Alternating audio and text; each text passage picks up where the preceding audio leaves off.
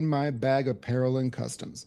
In My Bag is a brand that collaborates with talented artists from across the country to bring some unique and exclusive concepts to life at a reasonable price. For $15 off your first purchase, visit whatnot.com/invite/inmy_bag 2023. That's whatnot.com/invite/inmy_bag 2023 for $15 off your first purchase. And make sure to check them out on Instagram as well at inmy_bag 2023. Before we get into today's episode, I want to introduce you guys to another great podcast called The Better Call Daddy Show featuring Rena Freeman Watts. Each week, Rena interviews somebody and shares their life story. At the end of the episode, you get to hear from her dad, Wayne, who gives his perspective on the stories that were just told. Rena herself has some interesting stories as she's worked for such TV shows like Nanny 911 and The Jerry Springer Show, so you never know what you're going to get every time you pop in. You can listen to The Better Call Daddy Show wherever you get your podcast for free. Remember, smash those 5-star reviews as well. Don't be stingy with them. Did you know kangaroos can pause their pregnancy? During dry times, they can put a pregnancy on hold until conditions improve. We need that in America. There's too many kids here. Busting in these wildebeest. You always have the correct response to the question that I have, because you're right. We need to, like, that's like the ultimate form of birth control. It's not even like birth control, but it's like, hey, you know what? Now is not the right time. Kangaroos know what it is. That is wild. Welcome back to the play. Incubate this for a while. I'm gonna put this thing on simmer instead of that high heat. What's good, everybody? Welcome back to the Playbook Podcast. I'm your host, Prescott Kelly. Today is Thursday, April 16th. Glad to be back with us. Once again, we got my boy, C.R. McGee from the great state of Illinois. What's good with you, man? Man, I'm just chilling, you know. Squirrel trying to get a nut. That's it. Well, I wanted to start with something because I don't want to miss this on what we have to talk about, because as somebody who doesn't really pay a whole lot of attention to the WNBA, it's not for the fact that I don't find it entertaining. It's just my bandwidth doesn't have enough space for all of it. I know that you follow women's basketball very closely and you care about this thing. So the WNBA draft, what were your takeaways? The number one overall pick. Now it seems like there's some overreaching because of her relationship with another WNBA player. Like, what's your thoughts on the draft as a whole, and then that story as itself? First of all, let's touch on the whole that they're in a relationship.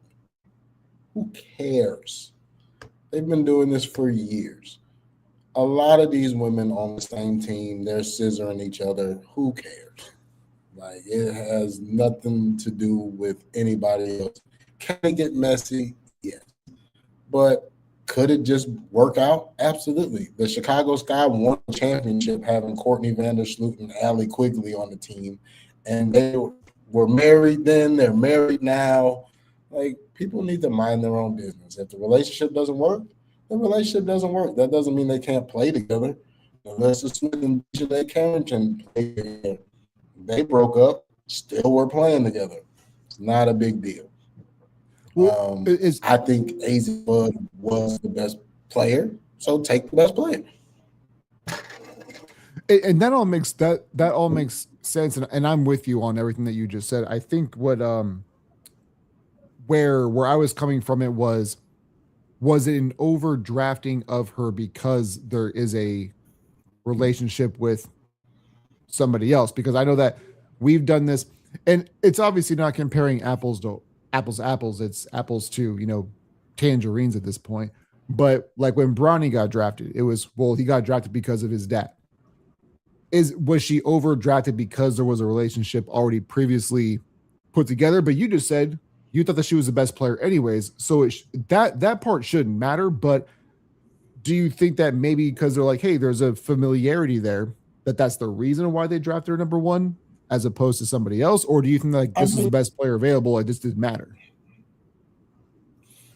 I feel like the chemistry that they have on the court I feel like it didn't hurt her get drafted, but injuries aside, AZ is a dog. Like she's a dog. I would say with Juju not playing, she was the best player in the country, not named Sarah Strong. So like, I don't have any like her talent warranted her being picked number one. Her and Paige won a natty together. So like, why wouldn't I want to add that? Like I saw them dominate together. They play well off each other. You know, that's like if I'm drafting, I don't know. If I'm drafting, we're not going to have these questions. Like nobody said that when the Bengals drafted Jamar Chase after Joe Burrow. We saw the magic in college, so let's see the magic in the pros. I feel like some people did only because they thought, like you said, like there was a relationship there. So some people, when they drafted him, go, you don't want it, because Penei Sewell was in that draft, right? That was the same draft class with him. Mm-hmm.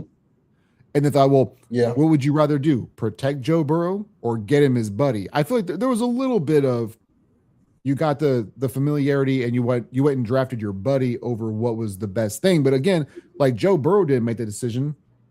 Somebody else did. Exactly. So I'm comfortable with Paige being there. Like I'm not one of those people like, oh, let's draft based on need. Was AZ a need? No. Like Olivia Miles might have been a better fit. Lauren Betts might have been a better fit. To me, AZ was the best player. AZ has the highest ceiling. So that's who I would have taken as well. I think that what we're running into now is anybody who really puts it into that big of a people, again, as somebody who doesn't follow the sport, I don't have that loud of an opinion on who goes number one and so on and so forth. But it sounds like, because I've seen her name drop a bunch, and I know that she's obviously a very good basketball player. It's not like they reached on somebody who should have been an undrafted player. It was a top 5 pick, and there just happened to be the connection between her and Paige. And I think that some people are just trying to run with something to make it a bigger story than what it is. Clickbait is something that we say too often, and maybe that's not the right term, but we just want to be mad about something.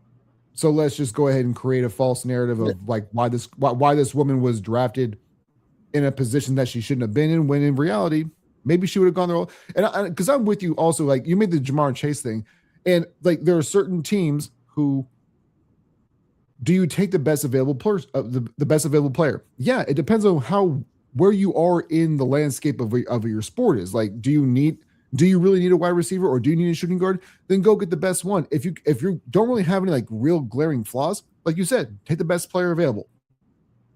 The best player is never going to hurt you. I feel like if you add elite talent, no matter what the position, everything else is going to work itself out. Always. You'll figure it out. Like I don't. The NFL draft is next week, and there's a lot of talk here in Chicago. For the longest, we're not drafted in the top 10.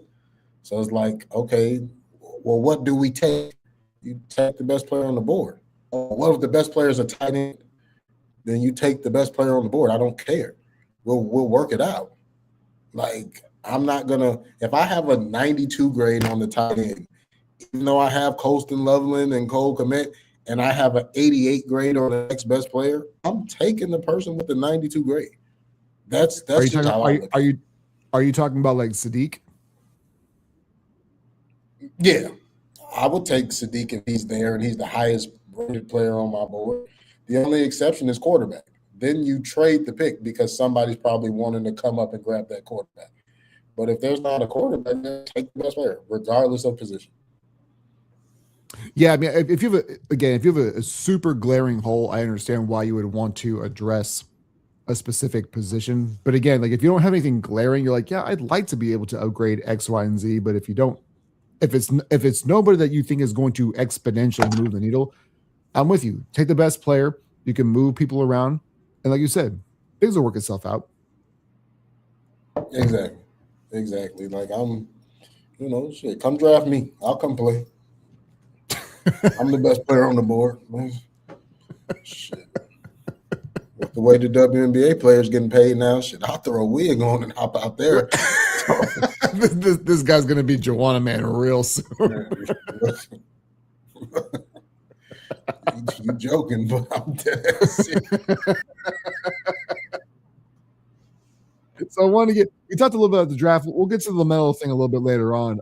But speaking about the draft and going to the NFL, I don't follow college football quite as closely as you do. And you mentioned, take the best player available. And where Chicago is drafting currently, let's just say hypothetically that nothing changes, right? Wherever you guys are locked in is where you guys are locked in.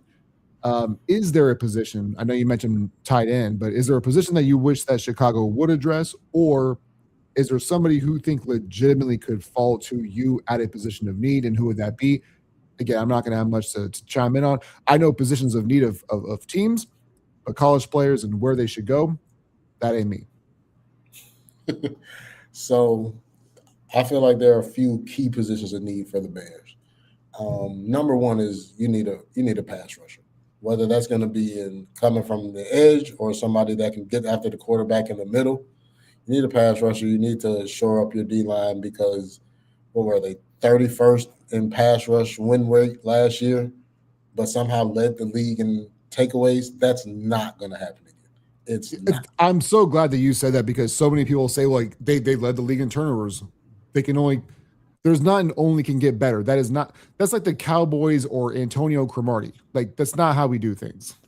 Yeah, and then you lost your two leading, takeaway guys in Kevin Byard and Deshaun Wright anyway.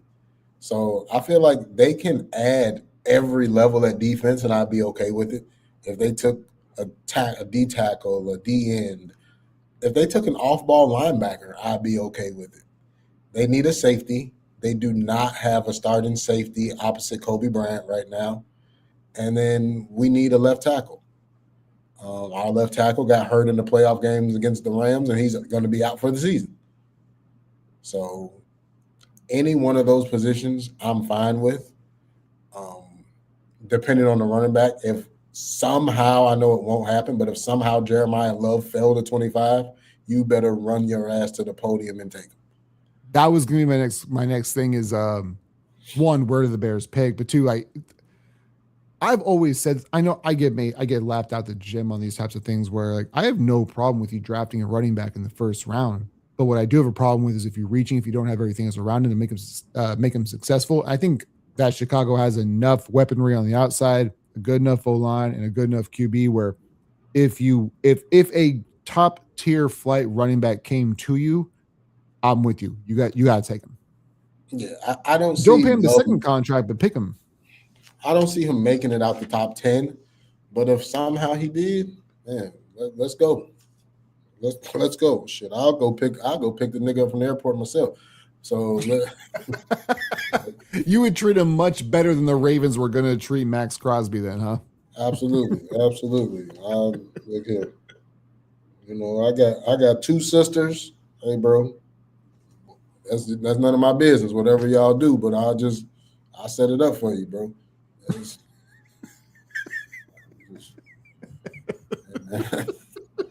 just want the Bears to win. It is funny the situation that Chicago is in now because it does feel like there's not many Bears fans up here in Alaska, but there are enough where it feels like I don't have to keep them on suicide watch. It feels like they finally are. I don't have to do wellness checks on these people anymore. Like they feel good about Ben Johnson being there for a second year. Caleb Williams is there's a little bit of, even though there's only 1 year so far that's done, but it feels like there's a level of consistency that can go forward, and that kind of gives them a little bit of peace of mind. Yeah, I mean, I feel like they were a year ahead of schedule. Sure. I feel like a lot of Bears fans have these insane expectations of this year going forward, but I think this is going to be the year to take a step back, and then you take 2 steps forward the following year. You lost a lot on defense, and a defense that wasn't very good, and you haven't replaced them. That was going to be my next question. Is do you think they take a step back because of what they lost, or do you think they take a step backwards because Green Bay and more specifically Detroit will take another step forward based off of their injuries that happened last year, the retirements? Do you think Chicago takes a step back because of all those things, or is it because is it like Washington almost? You had one great year, we're just kind of overcompensating, and you're going to fall back down to earth? Yeah, I think it's based. I think it's based off the Bears. I think they're going to take a step back, just based off of themselves. Like, you don't lose. Like, okay, have high hopes for Rome Odunze and Luther Burden, but you lost the adult in the room and DJ Moore. So we don't know how that room's going to shake out. We don't know how much. The key to the Bears is Caleb Williams. If Caleb takes a step forward, then the Bears might not take a step back. But if he doesn't make that jump that everybody's expecting, then yeah, they're going to take a step back. That defense is ass. That defense is, I'm talking about like bad BBL ass.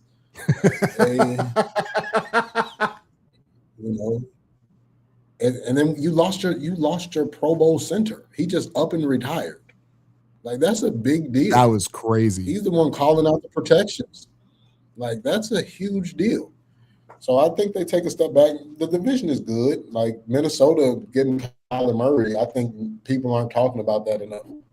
Like, I still believe in Kyler Murray's talent. I might be in the minority, but if they won, they went 9-8 with JJ McCarthy. I was just gonna say, man, like, regardless of what you think Kyler Murray is, we saw what they were with McCarthy. And but again, this is not to dumb it down to, well, they won 9 games last year, they can only win 10 or 11. That is not what it is. But I do feel like you'll get a better version of Minnesota offensively, and you'll get a better version of Kyler Murray in Minnesota than you did last year, and even Minnesota. Again, like, there's a chance they take a step back defensively, but that roster is still crazy talented. And the fact that y'all won 9 games was impressive. And I think that Kyler Murray has the potential. Like, that's the team that really in the NFC is so boomer bust. That could be a 4 or 5 win team, or that team could go 13 or 14 and 3 or 4. Yeah, they. I got a weird text message. The Vikings are.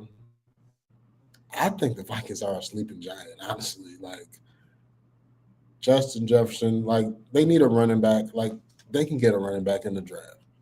Other than that, they don't have any. What about what you said with Jeremiah Love? I'm not sure where Minnesota picks, but I pray to God he doesn't drop to them.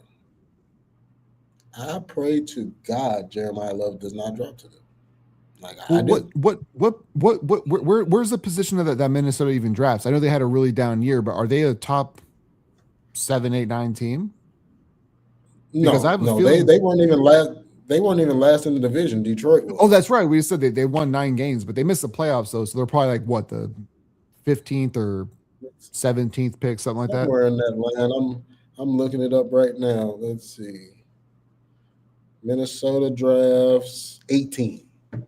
18. Yeah, I don't believe that he'll fall to them at 18. No, I don't either. I don't see him making it out the top 10. If he does make it out the top 10, I don't think he gets past Dallas at 12. But him in Dallas, that would be pretty crazy. I know there's been talks about him potentially going to like Kansas City if they dropped like to 8 or 9. But again, like, to me, I have no problem with you drafting a running back early as long as you have everything around you that makes sense. I think that Kansas City, if he went to Kansas City, that would be crazy with number 15 under center. But also Dallas has so many offensive weapons as well that'd be nasty. But they're also like, we're trying to do the whole defensive thing, getting rid of Micah, getting picks back, doing the whole Quentin Williams thing. So I'm not really sure where they would go, but if Jeremiah falls to either one of those 2 teams, that would be pretty crazy. There's 2 players. There's Jeremiah Love, and then you got Caleb Downs. I feel like they're up here compared to everyone else. I feel like those are the top 2 players in the draft, head and shoulders above everyone else. but they play at positions that people don't consider a premium, running back and safety. That is true. Because like I've seen a lot of people say that Tennessee should take Jeremiah Love because you need, like, I can only name one person, but besides Cam Ward, I know one other person on the Titans roster. Jeffrey Simmons. That's all that I know. So like, are you looking for the splash person that people get excited about? Are you going to reach on a running back? Are you going to reach on a safety? Or do you do the smart thing? Like, and we're just talking about if everything stays pat, nobody moves. But if you have a smart GM, I would think that especially if we're talking about Tennessee specifically, you got to move them picks back because you are a long, long, long ways away from being good and or relevant. Yeah, Tennessee should just be in the talent acquiring phase. Like, just whatever you do, you need to amass as much talent as you can. And it just falls in the line of everything else will work itself out. Like, you're so bad. I feel like they're so bad they can't draft based on position. Like, you have to just draft best player available regardless of the position because you're ass everywhere. They're awful. They're awful. Like, there's nothing good again besides, and I don't even know I don't even know if Cam Ward is good, and that's not an indictment on him. It's an indictment on you guys were so bad for a number. Y'all thought that mayonnaise Will Levis was the answer a couple of years ago, and then you were easily, I don't know, man. Like, Tennessee is one of those teams where you're right. It's where if you don't trade, let's just say everything stays pat, every single place where you pick, it is who's the best available because we don't have anybody who's good anyways. Exactly. Like, you need corners, you need linemen on both sides of the ball. You need linemen. You need a wide receiver. Like, you got some solid players, but like, you don't have the blue chip player. You have one blue chip player in Jeffrey Simmons. Outside of that, you have nothing. So no, it's actually incredible because everybody, and look, do I find some level of happiness with how bad the Jets are? Sure.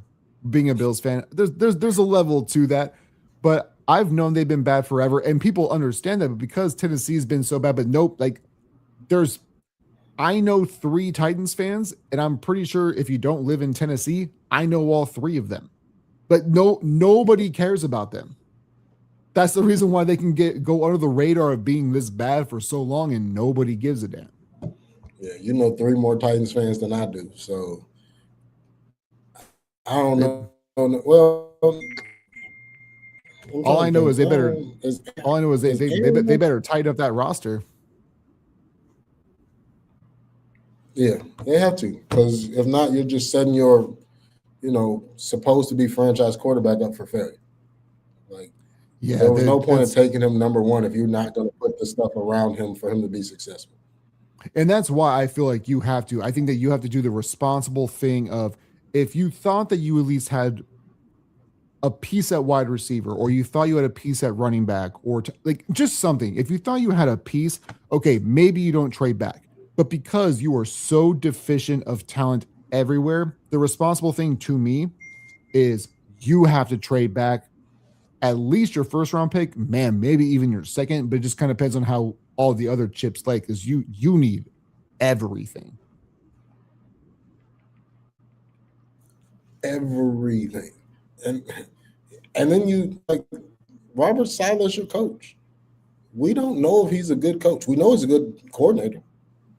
We don't know if he's a good coach. Like, I'll give him a mulligan on the Jets because they're the Jets. But we don't know. He seems to have assembled a good staff. We'll see. Well, and that's kind of the I'm happy that Robert. Yeah, and Robert Saleh is almost the same person that we see when, like, bad quarterbacks or quarterbacks get drafted to really bad teams. We don't know if you're good or not because of the situation that you are placed in because of incompetence before you got there. And Robert Saleh is somebody, like, when he was with San Francisco, everyone thought, of course he's going to be a good head coach. Why wouldn't he be? Look what he did with San Francisco. And then you see, because he doesn't have all the other pieces on with the players and the infrastructure and the coaching staff, it's not so much that you can't do the job, but if you're set up for failure from the beginning, not a whole lot that you can do, especially from day one and it's your first year. You don't have a whole lot of pull with everything else.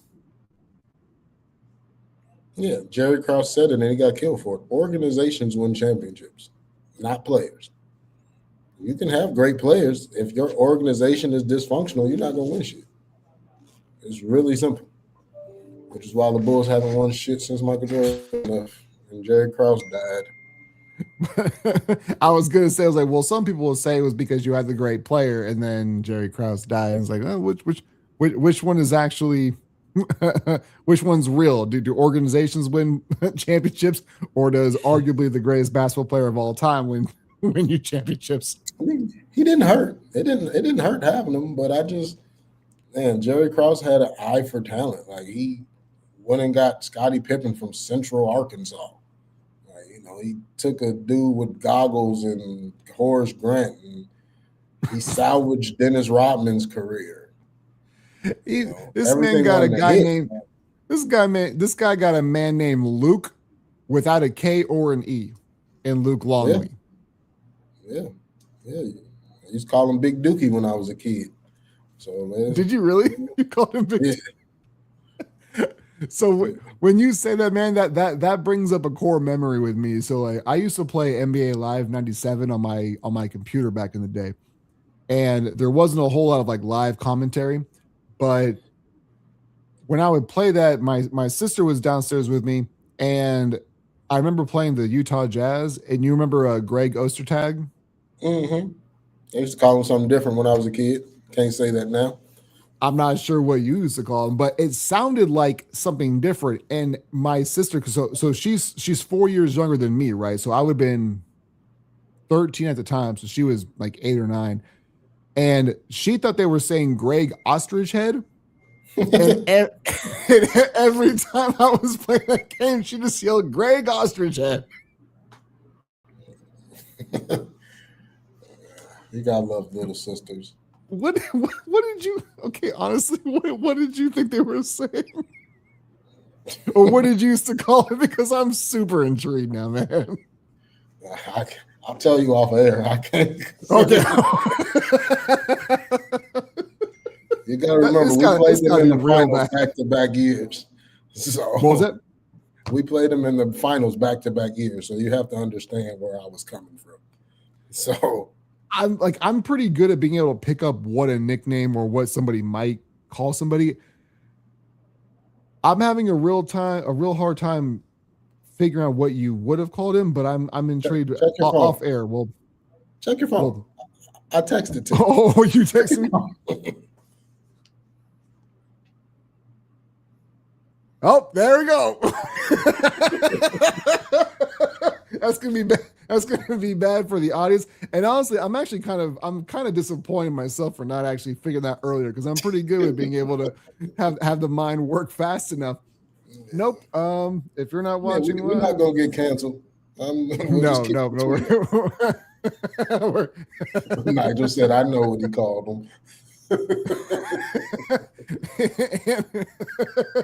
and to get to the chat, Nigel, thanks for stopping him in, because where I do like where Tennessee is going is that Salah obviously learned something from the Jets experience and brought it in an actual OC, or brought in an actual OC. Again, it remains to be seen if that's going to actually work or not, but I do feel like that's part of the equation, right? You maybe outkicked your coverage on getting one of these gigs, because sometimes, like, there's only 32 of them. So sometimes you have to, if somebody's offering you the job, sometimes you got to take it to know if you can actually do it or not. And sometimes you fail, sometimes you succeed. And maybe that was one of the things. And I think that Nigel makes a great point, is that maybe he took some of the failures and realized that I can't do everything on my own. I got to surround myself with good people on the other side of the ball that I'm not really that acquainted to, or not acquainted to, because obviously if you coach football, you know both sides, but it's not your expertise. So maybe he did learn something. But again, the talent ain't there. So Tennessee got a long road to hoe, I think. Yeah, they definitely do. But I love Dayball. Like I love Brian Dayball. So I'm eager to see how he works with Cam. Like I'm not the biggest Cam guy, so prove me wrong. I think what's going to happen, I will write this story for you guys right now. Brian Dable and the Tennessee Titans are going to I don't want to make it a proclamation, but this is what I think is going to happen. Most specifically, if it happens, the Titans win the division. Cam Ward wins like comeback player of the year or whatever. And everyone's going to say Brian Dable is the guy, right? He fixed Josh Allen. He fixed Daniel Jones. I feel like they're going to figure things out this year in a vacuum. And then in 2027, that team's back to a 4 or 5 win team because Brian Dable is not that good of a coach. It's just he knows how to get the most out of a athletic quarterback when nobody knows what to do with them at that time. And then they get figured out. Josh Allen technically isn't that necessarily, but you know where I'm going with as far as like how much credit he gets for what's around him. Yeah, I mean it's possible. It's possible. I mean it's also possible that they win 3 games and they're picking number 1 next year too, because the lack of talent. Like you got to have talent to win, and I just don't see it in Tennessee. No, like you and I talked about this the other day, or when Sean was on, and we talked about when LeBron talked about how Memphis needs to move from Memphis to Nashville, and I said, man, the Titan, like the state of Tennessee barely even tolerates the Titans. I mean, I know it's football and people care about football, but nobody cares about the Titans really, though. Look, I don't know no Titan fans. I can't say that people care. I mean, they got a new stadium. They got that going for them. So, Well, and that's because football matters. Like in this country, football matters, and that's the whole reason why these things and these structures get built is because football is above everything else. That's what matters. And Nigel said they play in the right division, and that was kind of my point is that they play in the correct division where first to worst or worst to first is not unattainable in the AFC South. Like CJ Stroud doesn't seem to be that guy. That the Houston defense is crazy good, but you never know what you're getting with Jacksonville all the time. They're now all of a sudden they're flipping Travis Hunter back from most of the time wide receiver back to most of the time cornerback. It feels like they have no idea what the hell that they're doing either. And the Colts are the Colts because you still have Daniel Jones. Like the AFC South is just a mess.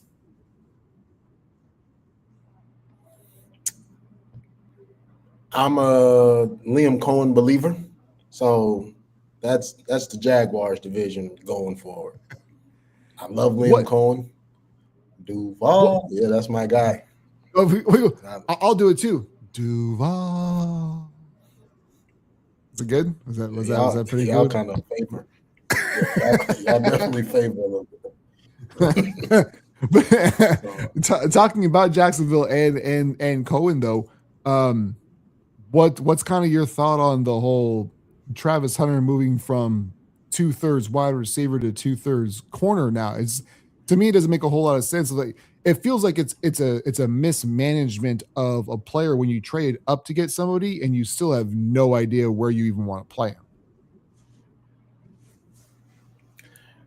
My thoughts on Travis Hunter is he is a phenomenal athlete and okay to good football player. I don't think he's a great corner. I don't think he's a great wide receiver. He's a great athlete that plays football. Like come on, man. I'm not expecting you gonna go cover Jamar Chase. You gonna go cover CeeDee Lamb. I don't think he's like that. He's not Stingley. He's not Pat Surtain. And on the other end, he's not Christian Gonzalez. No, he's none of that. So I'm not the Travis Hunter fan. Like I hope he succeeds because it's a great story. But man, you gave up a first-round draft pick to move up in draft, buddy. For what? To me, that's how I look at it. You just went straight Ricky Waters for what? For who? I just, he's a I guy. just, it'd be one thing. I think that the way that I look at how they're treating Travis Hunter is they're looking at it from the angle of we already have some talent at now we know we have with Brian Thomas Jr. and with Parker that they're thinking, all right, well, we don't need the wide receiver anymore, even though wide receiver is, I guess you could say, more valuable to a degree. But if you've already got number one, we need you on the opposite side to kind of counterbalance so we don't have a true number one corner. But like you said, I'm in the same camp that you are. I don't think he's a true number one corner. I think he's great at everything about him. Just he screams a rich man's Troy Brown. Like he could do everything, but you don't want him to be your number one wide receiver. You don't want him to be your number one corner. But in a pinch, you can put him anywhere, and that seems kind of disrespectful. I'm being a little bit out of pocket on that, but that's what it feels like. Like you can play him anywhere, but he's not going to be great. He's not a specialist on anything. He's like you said, he's a great athlete, but is he a great football player? Obviously, you got drafted in the NFL. You're great at football, but the specialization and the isolation of what can you do and what can you bring me, I'm with you. I don't feel like he brings that. The one thing I will say though, his athleticism is elite enough to where he can be a great DB. I don't foresee him ever being a great wide receiver. He can be a great DB. I just don't see it yet. You're gonna have to show me. Show me you can go out there and cover these guys. Can you cover in the slot? Can you cover in space? Well, the thing is, I feel he's got the speed where he can make up. If he gets beat, he can make up some of that space. But it's also, again, like he's also coming into year 2. So is it most people who are drafted in the top 5? They're not usually they're not their full form, anyways, right? They're not the finished product. So I don't want to beat up on him too much, but it's also, man, like you've been so good. We talked about this beforehand. It's like at the high school and college level, it's different than the NFL. You're going against grown men and the best of the best of the best, and you are not the best even probably at your position on your own team at wide receiver or corner. Doesn't mean you can't potentially grow into it, but again, what you gave up to get this dude, he's supposed to be that impact of a player, and so far he just hasn't been that yet. So I don't want to dog the kid, but it's also, man, it's gonna look like a bad draft pick, and if he doesn't become an elite corner by the end of this season, it is going to look like one of the big. It won't be like Ricky Williams when the Saints traded everything to go get him, but it's gonna feel pretty similar based on the return that you're going to get from him. Yeah, I think he'll be a good player. I just don't see gold jacket. Like I don't see all pros. Like I've seen be a Pro Bowl player and have a good career. I don't see it. Oh, let's talk about the chat. And Nigel just said, I think he said I think he's better than Sauce. And the thing is that Sauce had a pretty good rookie year, and he's been a disappointment since then. And I don't really know what to do with the cornerback play. I'm not going to sit here and pretend like I know one way or the other, like who's better than who, especially because we didn't see Travis on the defensive side of the ball that much, right? He was only there for a third of the time, and he also missed a third of the season. So it's really hard to kind of put a fair assessment on if he can play DB at the NFL level. But Sauce is one of those guys where, yeah, great rookie season, and maybe he's just not that dude. I think Sauce is ass. So I love that every time that I try to be nice and cordial and try to look at the best part, you and LaShawn just come up and be like, nah, he cheeks. We'll call him Ahmad. He don't even deserve to be called Sauce. We'll call him by his name. Call him Ahmad. Like, yo every time it's his government name. Man, all right. Mama call him Clay. I'm gonna call him Clay. So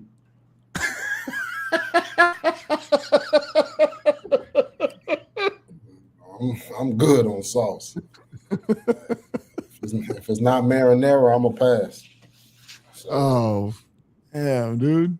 That was kind of I actually feel bad for Mr. Gardner now.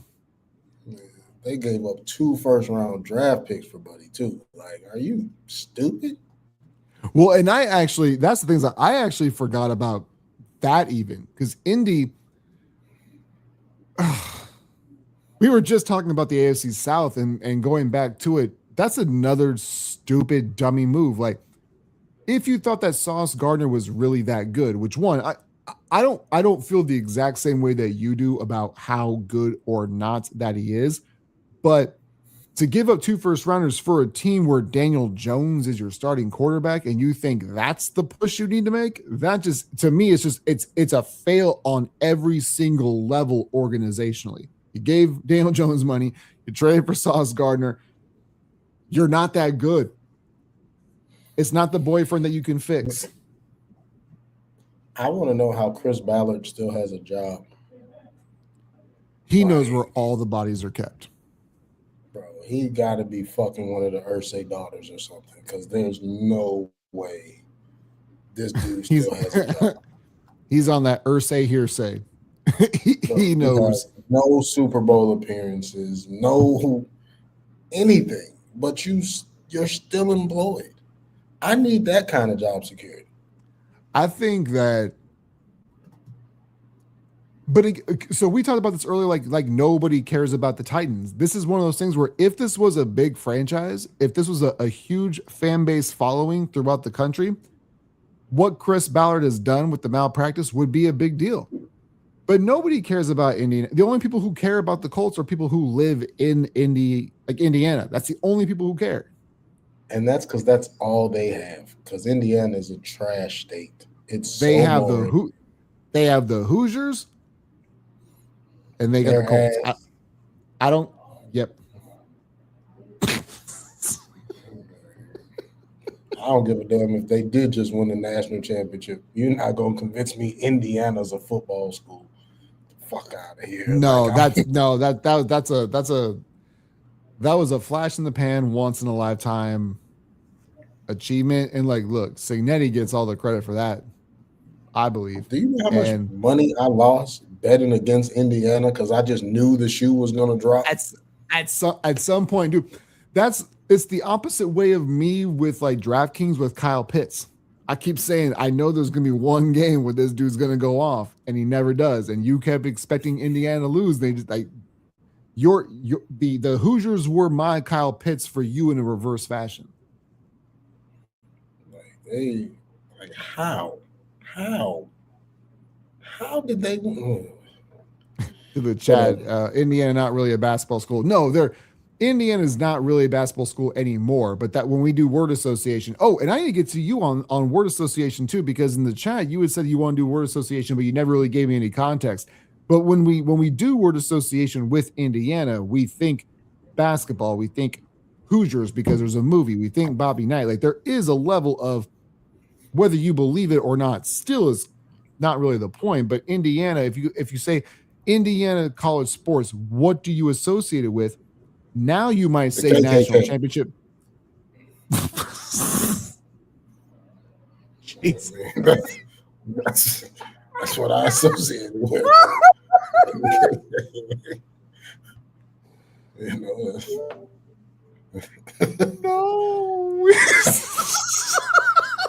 It's just where my head goes. Anytime I hear Indiana, I'm like, somebody's hanging from a tree. Oh. You think the last name of Bobby Knight is spelled with 3 K's and none of them are silent. 2 G's. None of them are silent. Good Lord. But I mean, I get why you say it though. Damn, dude. Once you get down there in Southern Indiana, it's different, man. I'm trying to tell. Oh man. The Jacksons are the only thing that Indiana has ever produced. That's right. Michael. Sorry. I Yo, need to Michael. redeem myself. The last 2 minutes it's awful for the audio audience, but I don't really care.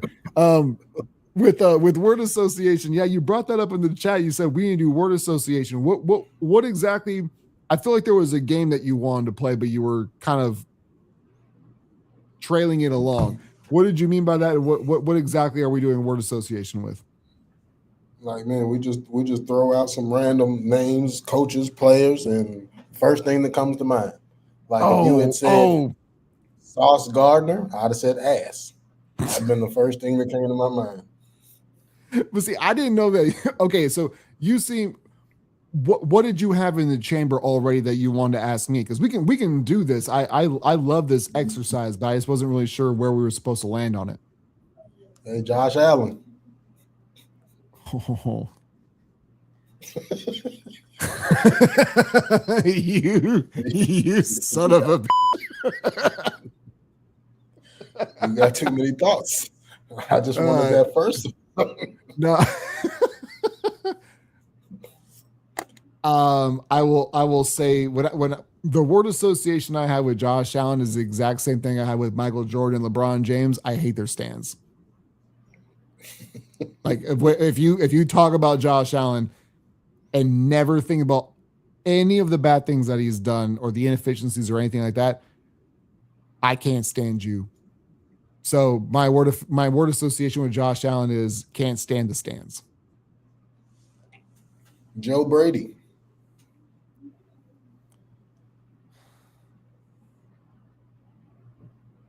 Product of the Penn State environment.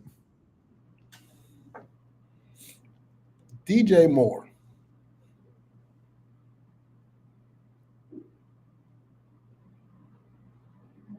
It would have made more sense if they did it when he was still a Carolina Panther because of what Sean McDermott has done in the past. Mike Vrabel. Should have cut that wiener off. I mean, he learned from Robert Kraft. Win a Super Bowl and you don't have to worry about it. Yeah, he learned from Robert Kraft. You know, that's the Patriot way. That's how they get it. It is the Patriot way. So they let's see, what else? What other word associate? Oh, Giannis Antetokounmpo. Ooh.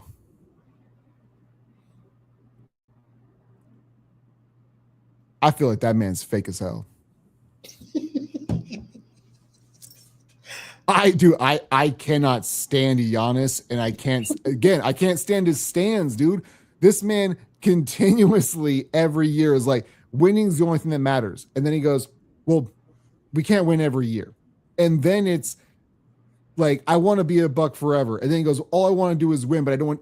No, he's played the American media like a fiddle, and I can't stand him. I can't stand his stands. I legitimately cannot stand that man. Do you think I'm being do you think I'm being overreactionary or being a weirdo for it? No, I mean you've been consistent with this for years, so this is fine. I'm just enjoying it. But do you think I'm wrong?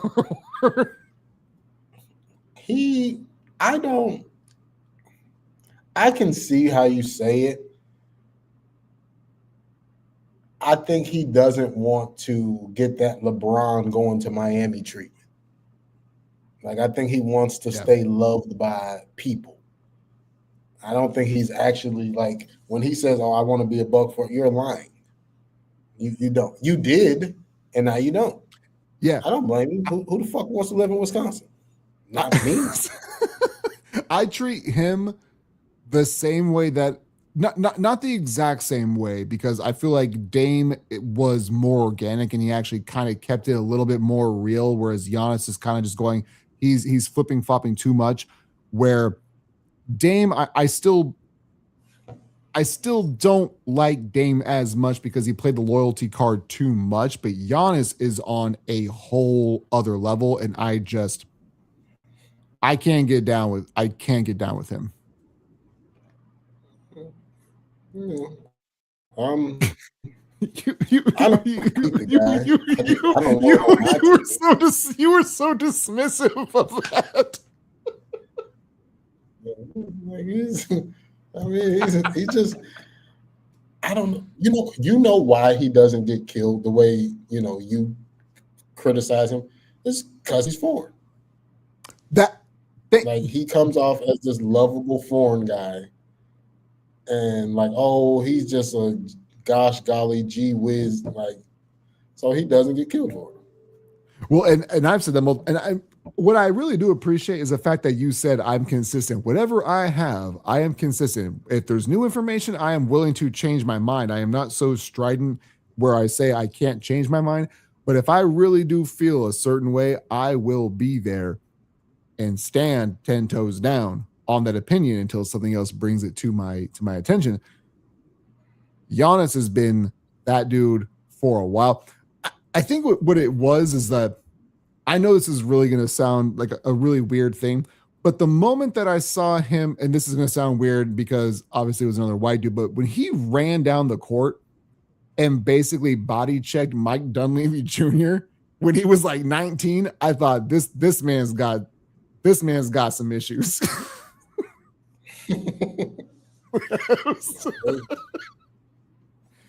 It's so wild to me, but that it's because I don't do that with every single player, but because Giannis is so polarizing, because so many people love him, because he's such an attachment to us in the sports world. I saw that clip and it lives rent free, and I go, there's something unstable about this man, and it's going to come out. Yeah, I mean, like, how you feel about Giannis is how I feel about Devin Booker. I think Devin Booker is overrated. I have at best a number 2. The thing with Devin Booker is I have a weird timeline with him, because I remember when he came out, I thought, man, Devin Booker's really good at basketball. And I used to get clowned on. They're like, well, the Suns are ass. They're not any good. And I said, well, that's not his fault. Devin Booker's good at basketball.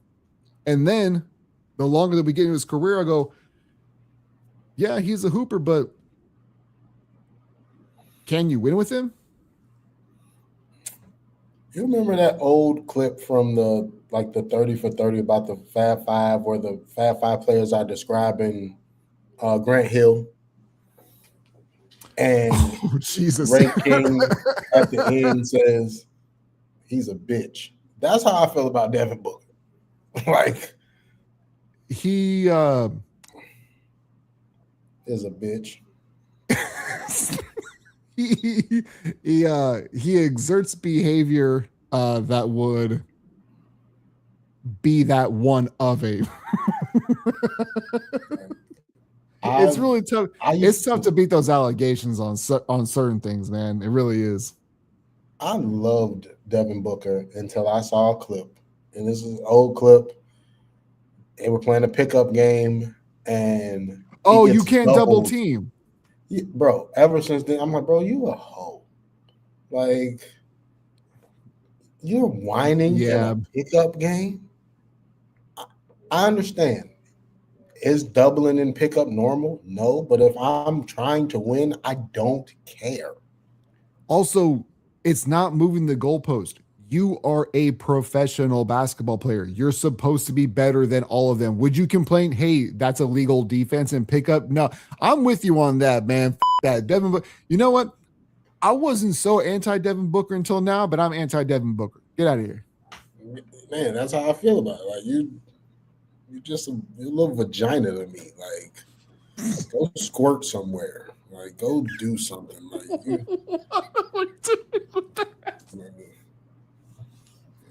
I'm not a Devin Booker fan at all. Like, no, because again, like, I wasn't a Devin Booker fan. I think that because I've been a Bills fan for almost 40 years, I have this appreciation for when people have largely been losers in the sports landscape. I give them. It's like Charles Barkley. Like, I have a certain place in my heart for people who don't win championships, but I realize their greatness. But no, Devin Booker's like, I knew that he was good at basketball, but yeah, the more that you put it into my headspace, he's a little bitch. He is. And then the fact he's from Detroit.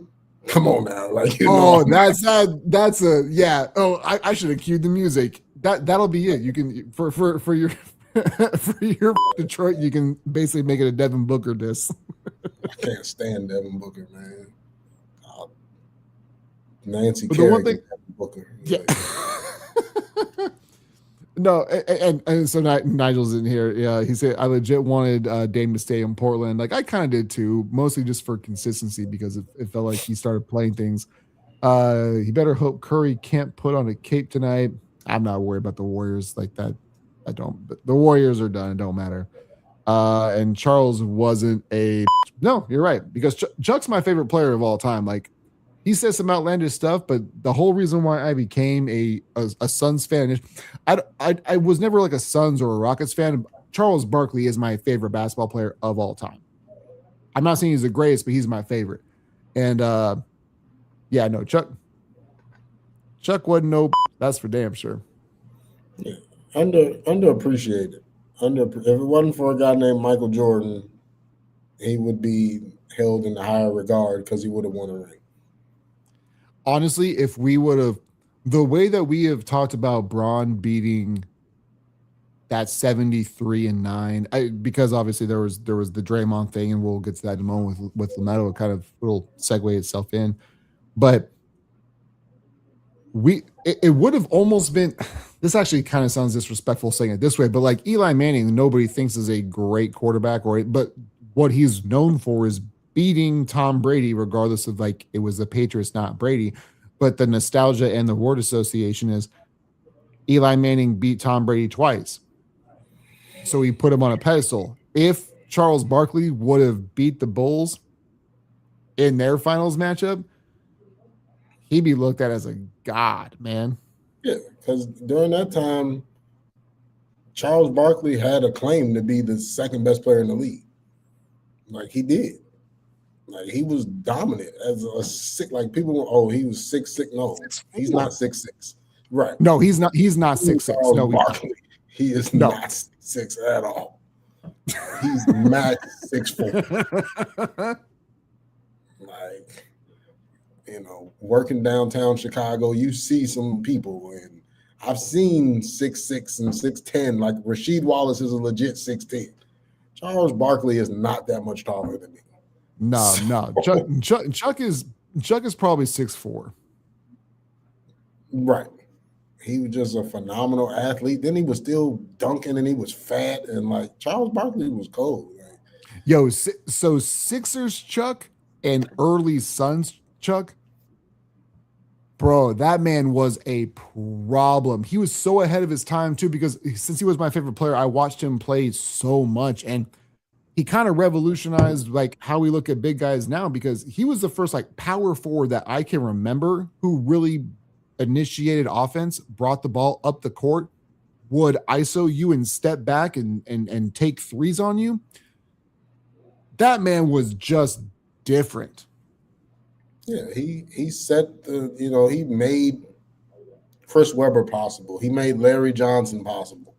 Like all that started with Charles Barkley. No, for sure. And we don't always do the word association thing. We don't really do that with Chuck, but I mean, yeah, man, he really did kind of.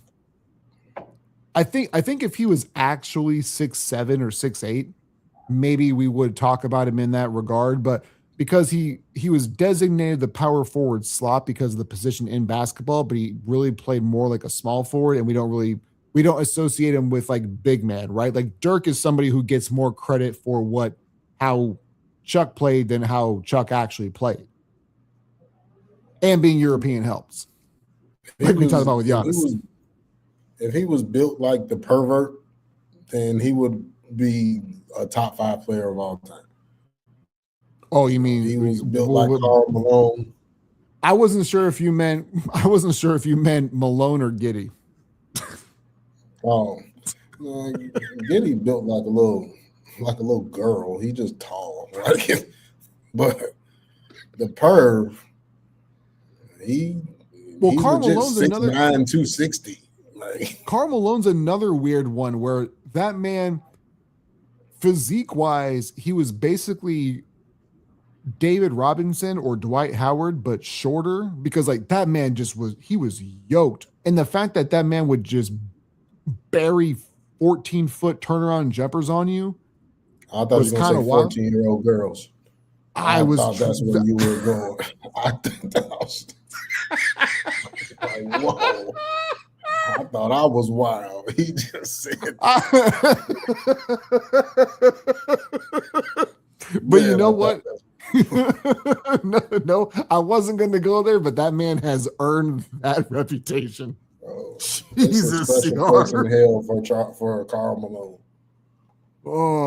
I know with the Mormons they usually have like there's what 7 levels of heaven, and how good you are, you get to be at a certain level.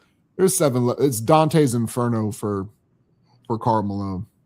Karl Malone is if he was a city, he would be Detroit. Just trash. God damn. You gotta be consistent. Hey man, if there's one thing that you and I can never be, no one can ever say that we're not consistent. I like that. We are the mayors of Consistentville. Absolutely. God, I told you before, and this is gonna be bad for audio, but again, man, like I always love talking to you because you always have you're just quick with everything. You're funny as hell, dude. I love you. Yeah, my wife will tell you that. I'm quick.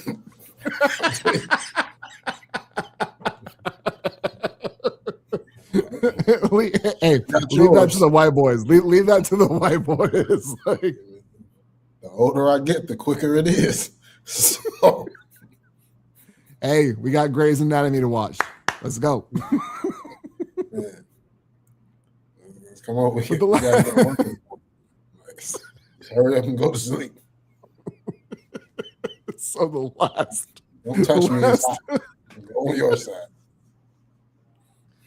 I will say this, like the one thing that I don't know. All right, I don't want to get too personal on certain things. We're obviously already here. We've already done this, but like, does your wife is she a bed hogger? Because my wife is. Like a bed is pretty standard, right? And it's like the way that I look at things is a bed is a bed. You should start on the third. I should start on the third. And sometimes we meet in the middle, and that's fine. But when you start on half of it, I only have a quarter, and I have nowhere to roll over. My wife, like, she likes to snuggle or says that she likes to snuggle, but sometimes she's so out and she'll just flop. Like, I get punched in the face, I would say twice a night regularly. Is that kind of how your dynamic goes? She used to sleep like a toddler. And I'm like, bro, what the hell is like? I don't know. Oh, like legs are all spread out. Legs and arms are just like this. And she's moving and flopping around to the point where it's like, she smacked me one day and I want to beat her ass, bro. Like, she hit me hard as like, I'm like, bro, this motherfucker just slapped the shit out of me. So I just went to the couch and she's like, why did you leave? I'm like, because you sleep like a 3-year-old. That's why I left. Now, because there are 2 big ass kids that sleep in the middle, it doesn't matter. She's on the edge, I'm on the edge, and they take up the vast majority of the bed. So, and I don't want to make this sound like I'm not an awful sleeper as well, because I don't do it every night, but there are some nights where I snore like crazy, and I get it. So I'm not just making this all about her. I'm not trying to be the bad person, but we're just talking about experiences. But yeah, the other day, she was like zonked out. But again, she likes to start her sleeping venture in the middle of the bed. And I think I don't have any room, especially because we got 3 cats and they'll interchange when they come up. But 2 of them want to sleep like in between us. So I'm 6'3", 220.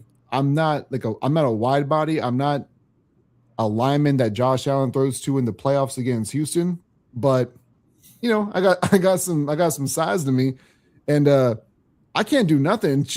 Any movement that she makes, it's a punch in the face. Yeah. And then can't move her over because, like, she has the strongest legs known to man. Like, I'm like, bro, this is wild. Like, I don't know how your legs are this strong. Because we've played games where it's like, all right, you put your feet against mine, we're gonna see who. Bro, I Yeah. fly back, bro. I fly back. I'm not even gonna lie to you like that. Like she got legs like Reggie White or something. Like I don't know if she ever kicks somebody, they're dead. They're dead easily. Well, and it's funny that you mentioned that because I don't think about it all the time because like so my wife plays softball and she used to play competitively. She had an offer to like University of Washington. Like that's how good she was when she was in high school. She has a very strong lower body. And when we had Braxton, the nurses weren't because like they weren't strong enough to hold her legs back when she was delivering. So I had to cut my arm and hold her legs back. It was, and I know it sounds awful, but like it's one of the most fond memories that I have is just like it's such a funny thing. Like you're there for like people say, oh, I was there for the birth of my child. No, I was there. Yeah, like I'll tell her, I'm like, bro, if we ever need to demolish the house, I'm just gonna let you kick it down. Like I don't like. There we go. Upper body weak as hell though. Tell you that much. Weak ass. Our wives are built similarly. We both have kids named Braxton too. Like it's kind of ironic. But the last talking point I wanted to get to was LaMelo because I kind of put this in the chat and I'm not sure where I land on this, especially where CR was. He said he thought it was a dirty play, but that he shouldn't be suspended. And is he kind of slowly becoming the new Draymond? Do you think he should have been suspended? Where do you like the whole Bam Adebayo leg trip? Where do you land on that? I'm more aggravated with Bam than I am LaMelo. Like, really? Yeah, like bro, I shouldn't be surprised with that coming from you though. Tushy hurts, so you leave a playoff game. Have you ever fell on your tailbone though, dude? That hurts on the hardwood. It does. I played football. The one time I didn't have my pad in, of course I'd take a helmet to the tailbone. So it hurts like hell. I get it. But bro, that's a playoff game. Do you think that Bam would have played? Aisha would have played. She would have came out the game. Do you think that your booty hurt? Like, do you think that he didn't come back on purpose then? Like it wasn't hurt that bad, but he's just like this team is cheeks and we have no chance anyway, so I might as well not. I have that to fall back on, kind of thing. A bruised tailbone ain't never stopped Dwight Howard, so why would it stop Bam? You can't use Dwight Howard as the example, though. Dwight Howard was getting this shit blown out and then going and getting 20 and 20. And you fell on your butt and you can't continue. Well, when did that happen? That was in the fourth quarter? No, that was like the end of the first, beginning of the second quarter. Oh, it was still everything that I saw, I thought it was happening towards the end of the game. So it happened early on, and he just decided, nah. That I'm a little bitch and I can't play. Yep. I remember when I was I was probably 13. I dislocated my shoulder during a basketball game, and I was so pissed that I couldn't play. I went and slammed my shoulder up against lockers just to put it back into place. Yeah. And Dwight Howard probably was slamming his stuff against lockers so he could play. So what was Bam's excuse? That man is going to live. He is living off the whole 83 thing. And Giannis Kuhn, who I'm not sure if that's his real name or not. I'm sure it's not. But he had posted like on his personal page, and I reshared it, and I thought it was eloquent where Bam getting hurt on game 83 was ironic. That is poetic justice at its finest. Oh my God! Then I saw an interview where he started talking like, now they're guarding me different. Shut up! No one is guarding you differently, Bam. You scored. Yeah, you had like 19 after you dropped 83. You had like 19 the second game. Nobody cares. You just Like you took 35 threes and made like 7. Shut up, Bam. You took And you took, 60 free throws. I was going to say, and you took 60 free throws. Like, give me Asia. Okay. I'm taking Asia over Bam every day of the week. That man absolutely outkicked his coverage. No, for real. Sure. But to get back to LaMelo, we're not here. We're not here for Bam. But what do you think he should be suspended? Do you think that like because it's incident number 2 with the same player. Like, do you think that they personally have beef, or is it just kind of like because I don't usually see Melo do anything weird. I think that he's unorthodox. I think he's goofy, but I don't think he's necessarily a dirty player. But maybe those two guys have something personal that we just don't know about. I mean, not that I have knowledge of, about them having beef, but I mean, I just think LaMelo just a little F boy. And like he did it. Was it dirty? A little bit. Do I have a problem with it? Absolutely not. If you're not cheating, you're not trying. So I love that you have that mentality. Like you have the Al Davis approach with that.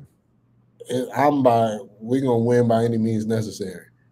So if it's game 7 of the finals and I'm playing Steph Curry, yeah, I'm gonna send that 13th man on the roster out and take a dive at his knee. I don't care. Did we win the championship? Yep. Hey, I'll pay his fine. You were absolutely championing for Zaza Pachulia then. Yes and no, because I had he did that to Kawhi. So like that pissed me off because I had money on the Spurs. But, any other time I'm fine with it. I have circumstantial hatred, and I appreciate you for that. Yeah, like I don't, I tell my son, I'm like, bro, if somebody up on you and you trying to get past them, if you can get away with it, give them a little elbow in the gut. If you can, it's only a foul if it's called. So and that's the thing is that I know that I've seen this a lot, and I know I'm not trying to sound like an old head, but when it comes to professional basketball, I can't stand what Shea is doing, mostly because like it's so egregious, it's so obvious with that forearm shiver. But I've seen James Harden do it. I've seen Steph. Like everybody kind of has that little push off, and I get it, but it's not all the time.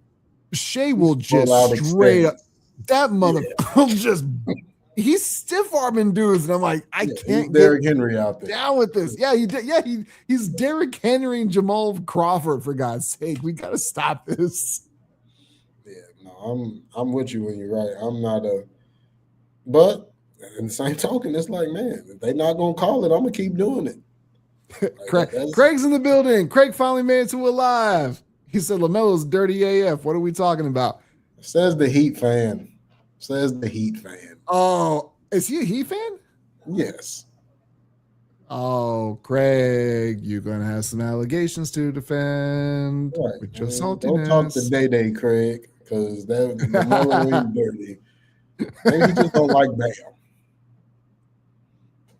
I just like it's weird. So speaking of LaMelo, because like again, I don't feel like he's necessarily dirty. I do think that because how the NBA is played now, there's a lot. He gets away with a lot of carries, but so does everybody else. I'm not really trying to make it about that. But what I do want to touch base with you on real quick is, I'm not sure if you saw this clip. I'm sure that you did though.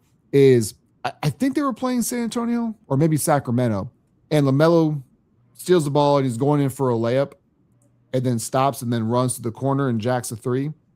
Have you seen that? Yeah. I have my own opinion on what that was. What did you think of that play and how it completely transpired? There was another clip of it where they zoomed in. Somebody stepped on the back of his foot, so he couldn't take off, and he kind of tripped out to the 3-point line. Like, so I don't think he purposely was going for the 3. Somebody stepped on the back of his heel.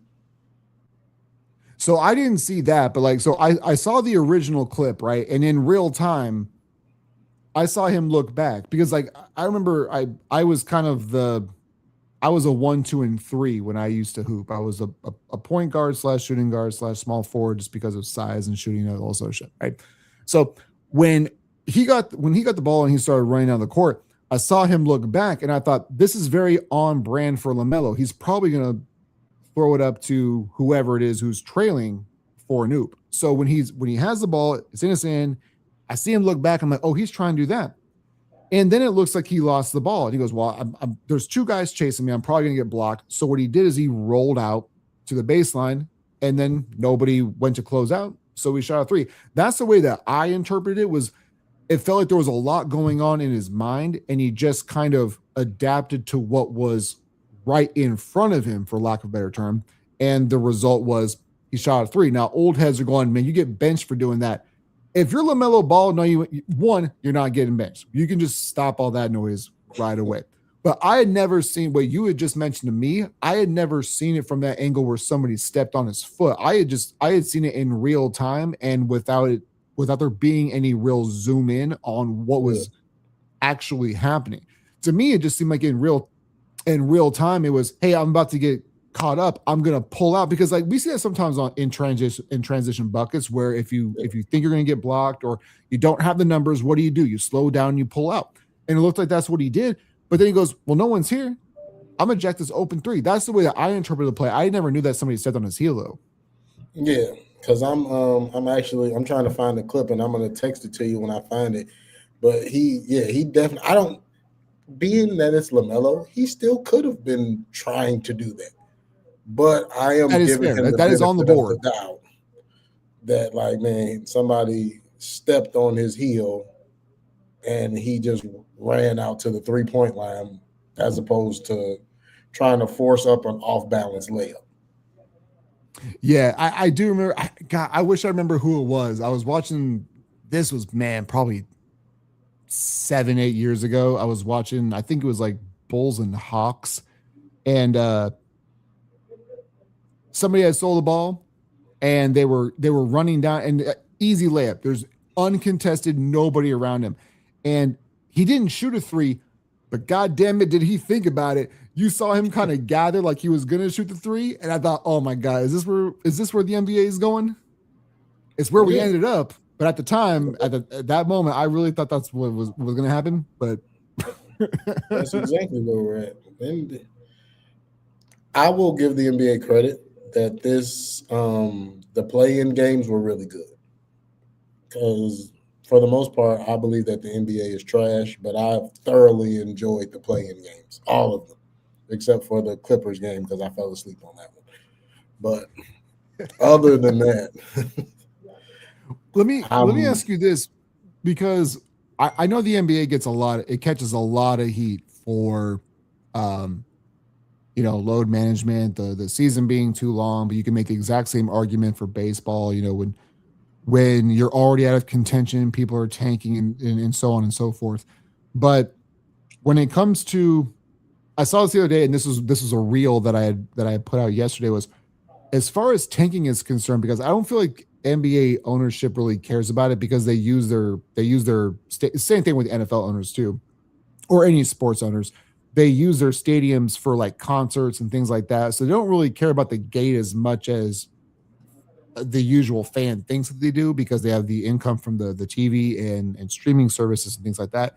But the dynamic beer pricing, I think, is a really great way of getting more people into the gate, but also holding people responsible, where you start at $10 a beer. And if you win, you have the ability to move it up to 35 cents per win. And if you lose, you knock it down by 20 cents a clip as well.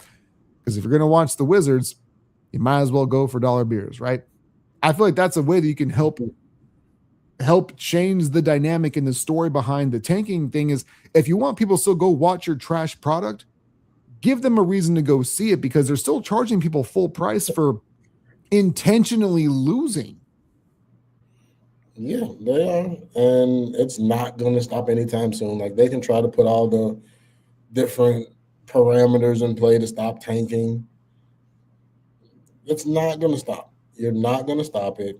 And I feel like fans of tanking teams need to stop supporting those teams. Like, why am I paying full price for this? Like, are you crazy? Are you stupid?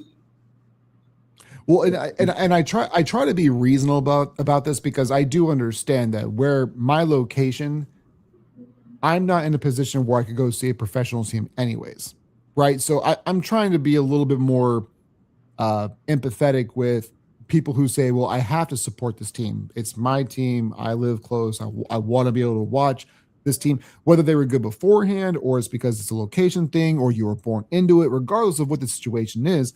I can understand why people still want to support something that is awful. But by the same token, as an economist myself to a degree, it's why? Why are you still doing this? This behavior is ridiculous. I mean, we're people. We're stupid. I don't think that you and I are stupid. I think most people are, though. Craig says LaMelo. Craig said LaMelo wishes he could have scored 83. I will tell you this right now. If that man wanted to put up 83, I'm pretty sure that man could. Oh, yeah. Absolutely. Absolutely. Without a doubt. I mean, it might take a bunch of shots. It might not be the most efficient 83, but he could do it. And I think what's weird is I've always had this mentality when it comes to the NFL or the NBA is that, well, those two sports specifically, is that if you get your chance, you can prove that you belong. Now, the duration might change, but you're obviously there for a reason. And if some people like the Kevin Durant's and LeBron Jameses and the Steph Curry's is, could you replace them? No. But if somebody really wanted to go be selfish and go try to set a record, I feel like a good majority of people could really try. Are you going to win? No. Are you going to get exposed on defense and everything else? Yeah. But if you're that good at what you do to get to the pro level, if anybody really wanted to just bring a singular record just to do it, especially NBA with how skilled these guys are and how good they are at shooting, 83, I feel like would be a pretty easy bar. That I'm not trying to diminish things, but I feel like a lot of people could get 83 if they really wanted to just get that number, and that was it. I would hope not, and I say that because, like, I would hope the other team would have some type of pride to stop them. Like, well, we know that Devin Booker couldn't. We know that Devin Booker couldn't get 83 because you can't double team. Bitch ass Devin Booker, boy. Craig says, I don't mind tanking. The thing is that I don't mind the strategic tanking for like a year. But when you're continuously just being trash because you don't care about the product that you put out, that's something different. There to me personally, there are levels to it. There's a strategic, hey, our quarterback went down, he's old. We need a quarterback. Let's just not sign a great quarterback. We'll be fine. And then we'll draft one. That's one thing. But when you continuously trot out a bad product, regardless of the sport, year after year, just because you own the franchise and you don't really, I don't know. I have a problem with that personally. Yeah. You just don't give a damn. You just out there price gouging, and because you know the loyal fans of Chicago are going to keep coming out. So you keep raising prices and you keep your GMs too long and you refuse to fire them. And now you're trying to bring Billy Donovan back for what reason? I don't know. I thought Billy Donovan was leaving Chicago. Not officially. We haven't had the word yet. They're going to meet. The Bulls are trying to convince him to stay. Oh, yeah. Because having a 400 winning percentage, you can't replace that. I don't even blame Billy. I really don't. Like, I think he's done a really good job with what he's had. I actually think he's done too good of a job because we should have been in a lottery years ago. But here we are. I think that's, and I love talking to you about these certain things because that's a real life situation. Is that you over exceed what you are given in front of you because you expect either the management that you have to hold up their end of the bargain because you want the players or the infrastructure or whatever the case is. You're putting an investment in them by doing your best, and then you exceed, and then they go, well, I mean, you clearly know what you're doing.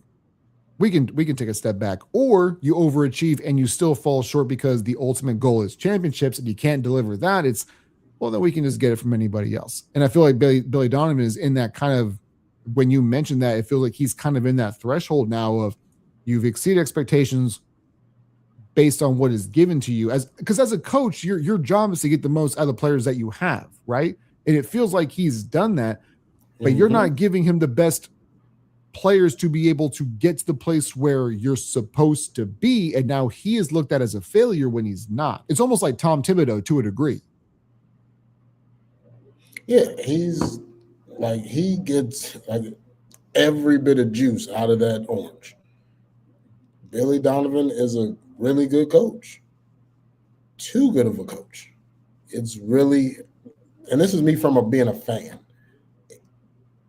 it's hurt the Bulls long term. Like the Bulls, this is the first year the Bulls aren't in a play-in when they should have been a lottery team. If they didn't purposely get rid of Kobe White, Ayo Dosunmu, and the Bulls would have been in the play-in. Like they literally had to handcuff Billy for the Bulls to be ass. That speaks volumes to how good of a coach he is. And even look, like the players that he got, like Rob Dillingham is playing like an actual lottery pick under Billy Donovan. I think Billy's a great coach. I feel like when the Magic fire Mosley, they should call Billy. He's just not the right coach for what we have right now. So do you think he's kind of almost like without the allegations and the scandal, he's like a white Ime, that he's just that good of a coach and you plug and play him anywhere? I feel like he's a better coach than Ime. I really do. Really? Because I don't hear that when it comes to Billy Donovan. I don't really hear a whole lot of praise from him. I hear Ime because, he's coached at Boston and Houston as opposed to just Chicago, which is living off the ghost of Michael Jordan and Phil Jackson past. And Ime has had some elite talent in Boston and Houston. Billy's working with Josh Giddey and DeMar DeRozan. And I'm not saying DeMar DeRozan isn't a future Hall of Famer, but that's not Kevin Durant. That's not Alperen Sengun. Like Houston's struggling right now. They stumbled into the playoffs. So we're gonna see if they can beat the Lakers. But I love Billy Donovan. I just think it's time. He deserves better. It's time for him to go.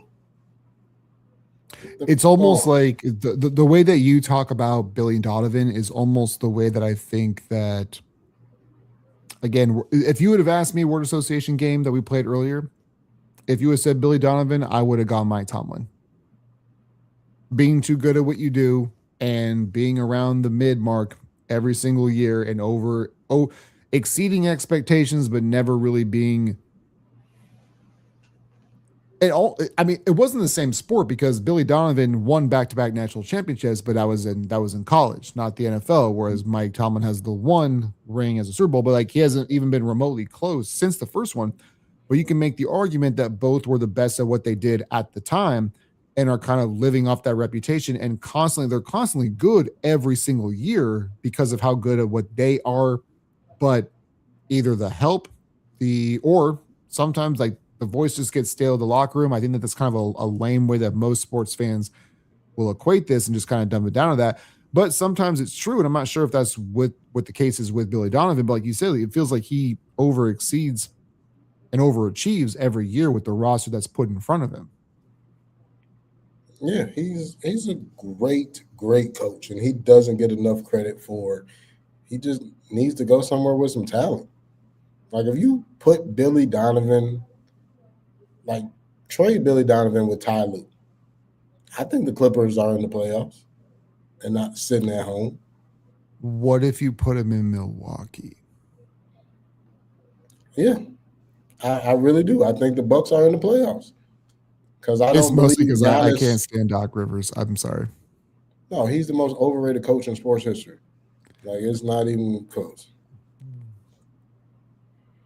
Damn, I wish that we would have had that on the conversational pieces that'll be for next week. We'll do most overrated coaches of all time. Yeah, It is. I mean, it is really. He has the most blown 3-1 leads and the most blown 3-2 leads. Like, it's really tough to defend him. He's coached a dozen Hall of Famers. He has 1 ring.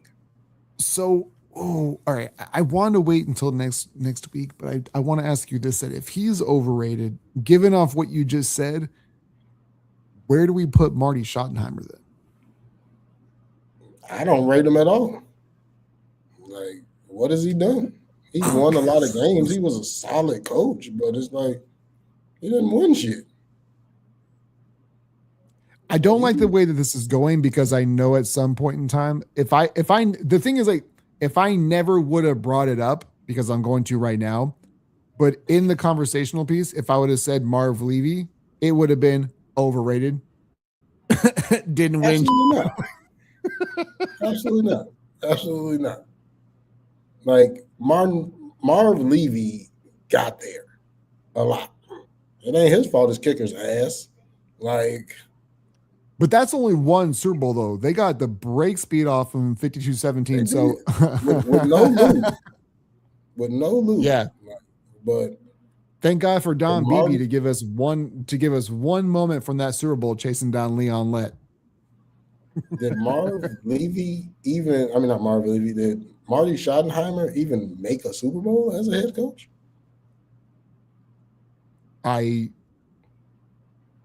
I don't think so, actually. So it's like, I know he made it. I think he made it to 2, maybe 3 AFC Championship games, but I don't think he actually ever made a Super Bowl. That's a good to the Goobs. Yeah, he had a great, like, he has a .613 win percentage as a regular season coach. It's .278 as a playoff coach. Like, he ain't. Yikes! But they're also 1-game sample sizes, though. But 5-13. That's a lot of years. That's not winning in the playoffs. that is pretty bad. Like, those Chargers teams were loaded.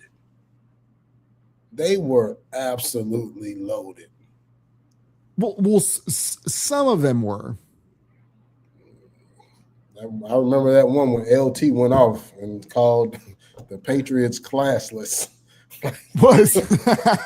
Wasn't the year that LT, because LT currently has the single season touchdown record, right?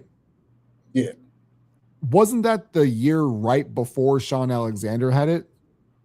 Like, wasn't it 1 year then the next? I believe so. No more than 2 years, but yeah. I feel like that man was Sean Alexander, so I was happy that he broke it. Okay, now that we talk about oh man, we can save some for next week, but now that we're here, overrated running backs. Can we do this real quick? Because I feel like it's Bo Jackson and also no, it's Bo Jackson.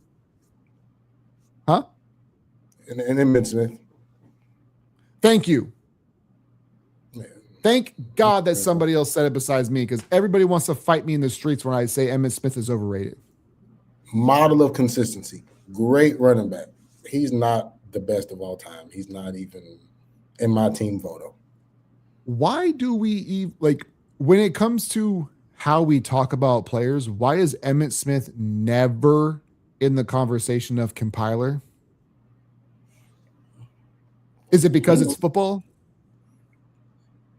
I mean, because we do with Frank Gore. We call Frank Gore compiler. People do it with Drew Brees. So I mean, LaShawn would fight you right now. I mean, I don't have a problem with Drew Brees. Like, hey, Drew Brees is Drew Brees. He's nothing special to me. Never won MVP. So it seems like a compiler to me. But he won. You know. Emmitt Smith was a very good back. Like, he was solid. There was nothing he was bad at, but I just don't feel like he was special. I think what we do is there are certain rings culture. I think has a lot to do with it because people still do it with like even Troy Aikman, and I think that Troy Aikman is one of the most overrated NFL quarterbacks that we've ever seen. And I appreciate Craig stopping in. He goes, Emmitt Smith is overrated because he's a Cowboy. I appreciate your transparency and your honesty. But there's certain things where like we put people on a pedestal because of like we might remember a certain moment, right? Emmitt Smith going for like 290 or 260 or whatever it was against the Giants with a broken arm. That still resonates with people. Greg Jennings is the greatest wide receiver of all time because we saw him grab his leg and he'd be limping in Madden. You know, it's just like we have these moments that resonate with us. But I'm with you. I think that Emmitt's one of the most. Again, it doesn't mean that he wasn't great, but being overrated is not saying that somebody's awful at what they do. It's just putting an appropriate label of your career. I don't feel like that's putting the brakes on something. Like let's calm this down. Like hold on. Like Devin Booker, overrated. The state of Michigan, overrated. You know what? I feel like that's a great place for us to end. I'm always so bad. I'm always so bad at doing this because on the front end, I should say like, share, subscribe, rate, review, all that good stuff. But before we get out of here, CR has to talk a bunch about Michigan or about Detroit. Welcome to our Detroit slander.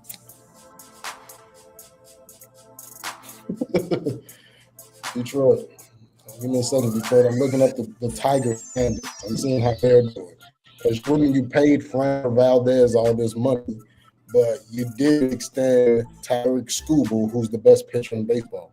Are you stupid, Detroit? I think you are. You lost Motown. You lost Ford. Like, what do you have, Detroit? Nothing. That's right, Craig.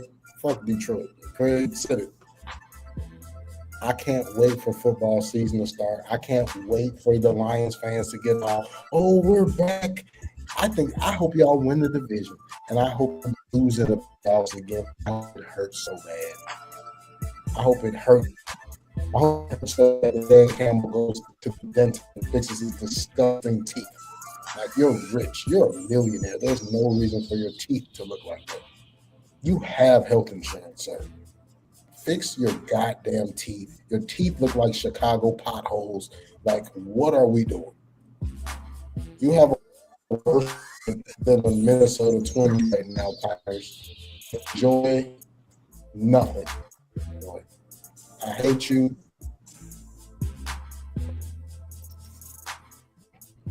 Yo, that was at the very end. That was so much like Little Rascals when you're like, dear Darla, I hate your stinking guts. You make me vomit. You're the scum between my toes. Yeah, that's how I feel about Detroit, man. It's trash. Just trash. We didn't even. And I hate my sister. We didn't even get to the MLB contracts and stuff. We can save that for next week, though. But Craig, Nigel, everybody else who stopped in the chat, appreciate you guys. We'll be here next week. Again, like, share, subscribe, review, leave a 5-star review, smash them, do all the good stuff, man. I should have done this on the front end, but you guys know the drill. Step, stay blessed. We'll catch you guys on the next one.